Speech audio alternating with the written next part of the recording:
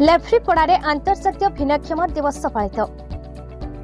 सुंदरगढ़ जिला लेफ्रीपड़ा गोष्ठी साधन केन्द्र परिसर में अंतर्जातीय भिन्नक्षम दिवस पालित हो जाइए।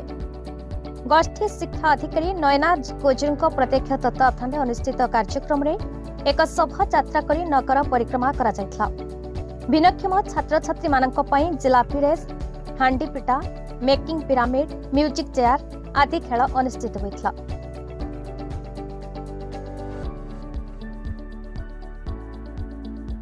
कार्यक्रम पूर्व बीओ नयना कोजूर और एबीओ चंपेश्वर पार्क, सीआरसीसी सोशल प्रोसेस, बीआरटी कोमोदनी किरो प्रमुख जोगदी प्रतिभा प्रज्वलन कर शुभ उद्घाटन करते एक शपथ ग्रहण सभा करते।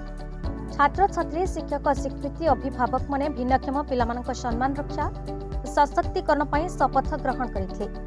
भिन्नक्षम पिलामानक प्रति कौनसी अपमानजनक संवेदनशील भाषा व्यवहार करेंगे नहीं, अपमानजनक व्यवहार दूरे रहिबे, एहाको दूर करने सक्रिय भाव काम करने शपथ नेले। भिन्नक्षम अभिवृद्धि प्रगति और समृद्धि को समर्थन करुवा एक समावेशी सुलभ परिवेश सृष्टि करने कार्यक्रम लक्ष्य। कार्यक्रम को सुचारू रूपे परिचालना करें समस्त अंतर्निवेशी शिक्षा स्वेच्छासेवी लेफ्रीपड़ा सरकारी बालिका उच्च विद्यालय नवम श्रेणी छात्री खेल शिक्षक शिक्षयित्री माने पूर्ण सहयोग करते।